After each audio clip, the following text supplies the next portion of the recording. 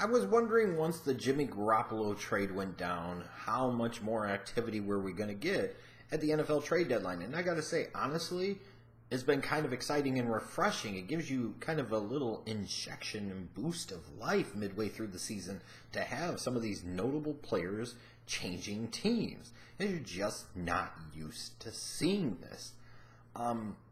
So I got my answer today, and one of those deals was the Miami Dolphins sending their running back Ajayi to the Philadelphia Eagles for a 2018 fourth-round pick. And my first thoughts go to the Dolphins on this. I don't get it. And here's why I don't get it. Like, you think about baseball or the NBA or even NHL specifically. Typically, teams that are in the playoff mix halfway through the season aren't looking to trade off proven commodities, guys that can help you now, for future help. It's kind of antithesis to the whole idea of that trade deadline. That trade deadline is to help the buyers now and the sellers later. If you are in position where you are contending for the playoffs, and whatever you want to say about the Dolphins right now, and it's probably mostly legitimate, the fact is they have a winning record. They are in the mix. They are a wild card contender, regardless of how seriously you may or may not take them. And when you look at the rest of the picture, in the AFC, they're not as weak of a playoff contender as you may think, because honestly, that conference isn't exactly great. Realistically, why would you take a guy who last year, because of attitude issues, you didn't start right away? You started a broken down, decrepit Arian Foster, to where when you finally came to your senses and realized, hey, we need to go with Ajayi as the feature guy, all he did was have 3 games where he ran for over 200 damn yards. Now we come halfway through this season and you're ready to get rid of him. Because as Adam Gase says, the running back needs to stop trying to hit a home run every time. The running back needs to take what's there. The running back is hurting us.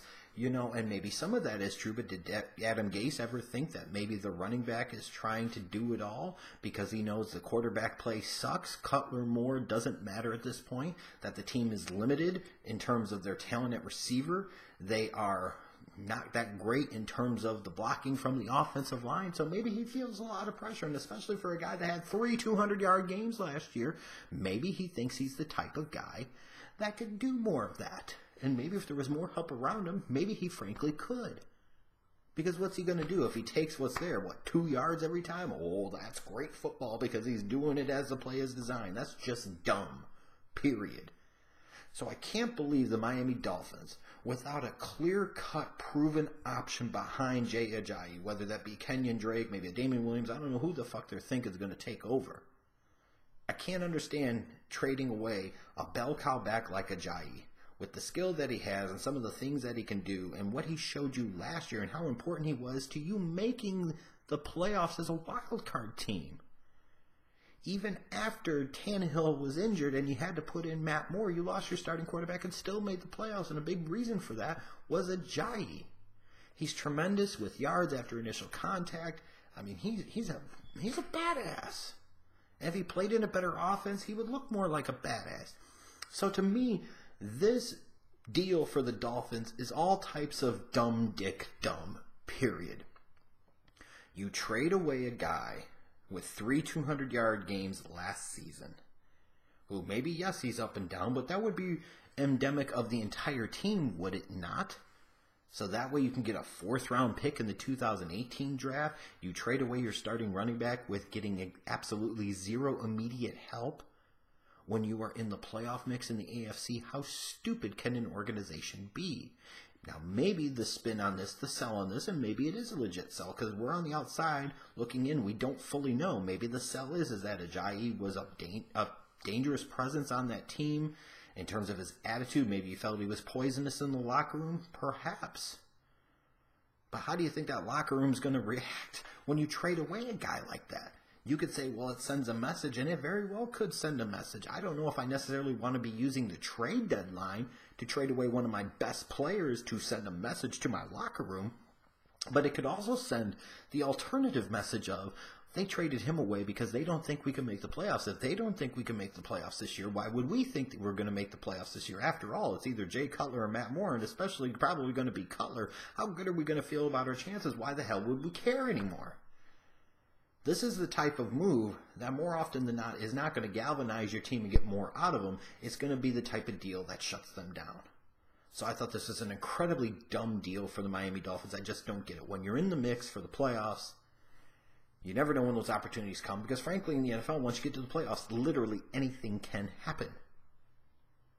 And the Dolphins are in a position where they can make the playoffs. Nobody looks at them as a championship contending team, nor should they. But again, once you get in the playoffs, if you get hot, anything can happen. It's like the NFL is kind of like borderline retarded in this sense.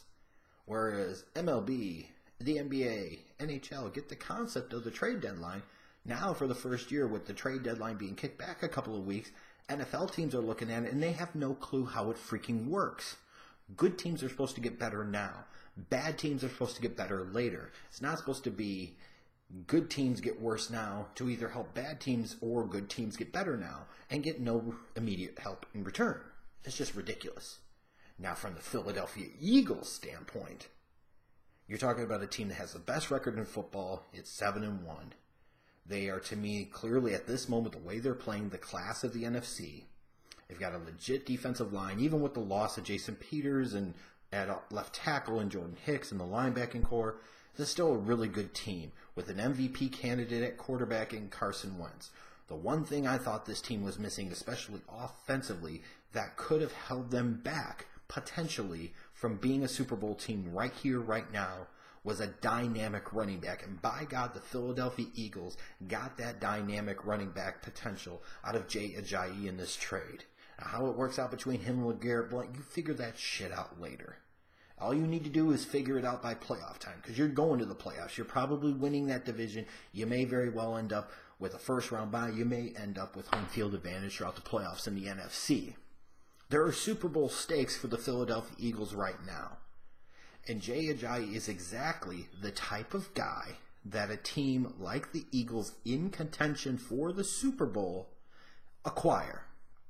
The Philadelphia Eagles understood, apparently, how the trade deadline is supposed to work. A good team is supposed to get better immediately and forsake some of the future, in this case, a fourth-round pick in 2018. But the real genius of it, if you really want to take this and break this down at a deeper level, you can really say that that Sam Bradford trade, before the 2016 season officially kicked off, yielded them Derek Barnett and Jay Ajayi.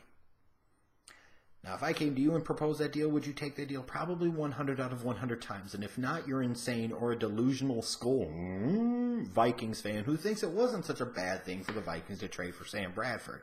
Well, look where they're at now. That trade didn't matter two hella beans.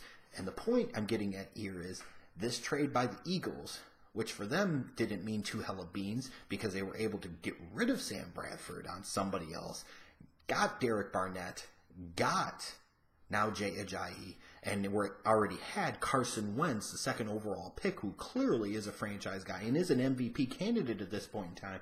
The Eagles are sitting pretty. They're in a beautiful position. They're legit. And now you bring in a guy like Ajayi, who addresses to me what is the single biggest issue on this offense. This Eagles offense could have potentially just gotten a whole lot better. Just like that. For what? A fourth-round pick? Howie Roseman, the Eagles front office, are doing some great things. And they've done some great things here in the last year or two. And this is just another example of that. Now, maybe the deal doesn't work out. Maybe it doesn't make that much of a difference. But man, for a fourth-round pick, I'm making that deal for Ajayi 100 out of 100 times. It feels like the Eagles absolutely robbed the Dolphins. That's what it feels like. It feels like this is the type of deal that should put the Eagles squarely, firmly in the position of being the favorites to represent the NFC in the Super Bowl this upcoming February. That's what this deal feels like. If I'm giving grades, I give the Dolphins an F, and I give the Eagles an A+. To me, it feels like the Eagles clearly understand how the trade deadline is supposed to work, and the Miami Dolphins don't.